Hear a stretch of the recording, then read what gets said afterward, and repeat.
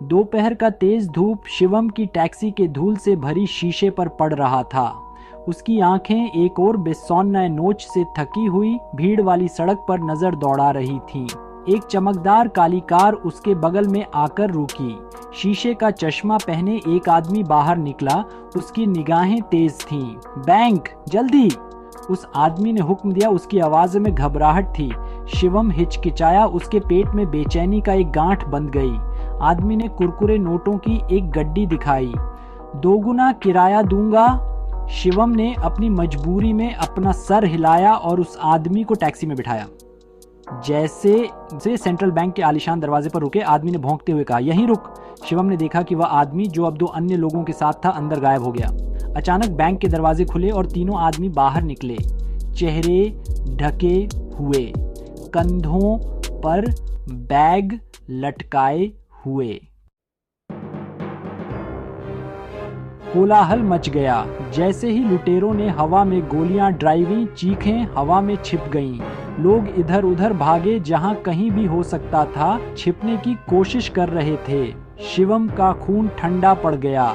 यह कोई मामूली डकैती नहीं थी। उसके हाथ कांप रहे थे जैसे ही वह गाड़ी स्टार्ट करने लगा। इससे पहले कि वह गियर बदल पाता, धूप का चश्मा पहने आदमी पीछे की सीट पर कूद गया। चला, बस चला, वह चिल्लाया। उसकी आवाज दहशत और गुस्से का मिश्रण थी। शिवम ने एक्सीलेटर पर पैर पटक दिया। टैक्सी आगे झटके से आगे बढ़ी। दूर से सायरन की आवाजें आ रही थीं, जो हर पल और तेज होती जा रही थीं। यहाँ से बाएं मोड़, पुलिस को चकमा दे, वह आदमी चिल्लाया। उसकी बंदूक शिवम की सीट पर दबाव बना रही थी। शिवम का दिल उसकी छाती में तेजी से धड़क रहा था।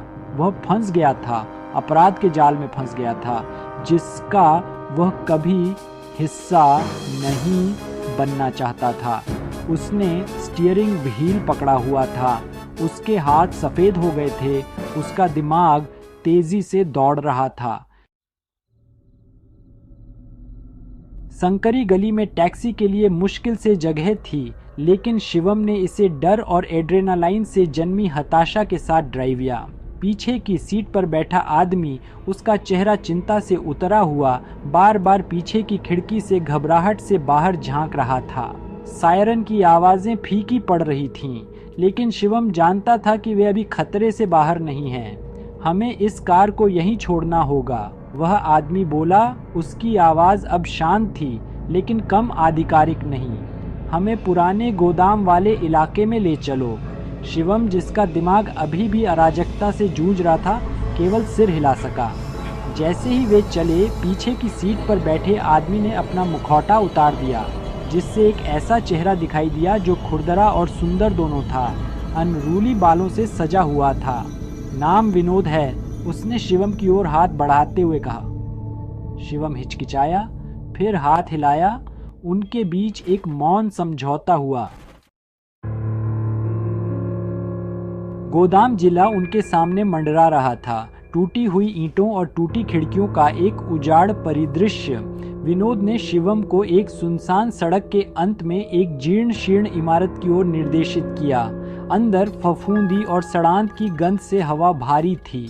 2 अन्य व्यक्ति उनके चेहरे पर परछाई पड़ रही थीं, उनका इंतजार कर रहे थे। हमें एक नया वाहन चाहिए, विनोद ने घोषणा की, शिवम पर चाबियों का एक सेट उछालते हुए। और तुम, उसने शिवम की ओर इशारा करते हुए कहा, तुम हमारे साथ चल रहे हो। शिवम का दिल बैठ गया। एक व्यक्ति ने शिवम की बाहों में एक डफेल बैग थमा दिया। यह उसकी अपेक्षा से अधिक भारी था, किसी ऐसी चीज से भरा हुआ था जो हिलने पर धीरे से बजती थी। वह फंस गया था, उनके अपराध में शामिल था। प्रिया हमें गोदी पर मिलेगी, विनोद ने कहा। उसकी आवाज मुश्किल से फुसफुसाहट थी, क्योंकि वे एक चोरी की वैन में गोदाम से दूर भाग गए थे। शिवम, विनोद और 2 अन्य पुरुषों के बीच सैंडविच डफेल बैग को कसकर पकड़े हुए था। शहर की बत्तियां खिड़की से धुंधली दिखाई दे रही थीं, जो सांझ के आकाश में रंगों का बहुरूप दर्शक थी। शिवम का दिमाग दौड़ रहा था, घटनाओं के बवंडर को संसाधित करने की कोशिश कर रहा था, जिसने उसे इस स्थिति में डाल दिया था। जैसे ही वे गोदी के पास पहुंचे, वैन अचानक रुक गई। विनोद अपने दांत पीसकर बोला, हमें कंपनी मिल गई है। वह गुर्राया, विंडशील्ड से झांक रहा था। आगे सड़क पर कई पुलिस की गाड़ियों ने नाकाबंदी कर रखी थी। उनके सायरन बज रहे थे। वे फंस गए थे, बिल्ली और चूहे के घातक खेल में फंस गए थे। दहशत वैन में सदमे की लहर की तरह दौड़ गई। पीछे की सीट पर बैठे दोनों आदमी अपने हथियारों के लिए हाथापाई कर रहे थे। उनकी आंखें डर से फैली हुई थीं। विनोद, उसका चेहरा गंभीर था। उसने आदेश दिए। उसकी आवाज तात्कालिकता से कसी हुई थी। हम बिना लड़ाई लड़े हार नहीं मानेंगे। शिवम, हिलने के लिए तैयार हो जाओ। बाहर पुलिस करीब आ रही थी। वैन के इंजन की गर्जना के ऊपर उनकी आवाजें मुश्किल से सुनाई दे रही थीं। शिवम का दिल उसकी पसलियों से टकरा रहा था। उसकी सांस उसके गले में अटक गई थी। फिर टायरों की चीख और इंजन की गर्जना के साथ विनोद ने वैन को पुलिस बैरिकेड्स से टकरा दिया, जिससे धातु और कांच उड़ गए। वैन गोदी से नीचे गिर गई। गोलियों की आवाज उसके पीछे गूंज रही थी। दुनिया हिंसक रूप से घूम गई क्योंकि वैन पलट गई। शिवम को चीर की गुड़िया की तरह इधर उधर फेंक दिया। वह पल भर के लिए बेहोश हो गया। प्रभाव ने उसकी सांस और उसकी इंद्रियों को चुरा लिया। जब होश आया तो उसके कानों में सीटी बज रही थी। उसके मुंह में खून का स्वाद था। वह अपनी सीट बेल्ट के लिए लड़खड़ा गया। उसका दिल उसकी छाती में तेजी से धड़क रहा था।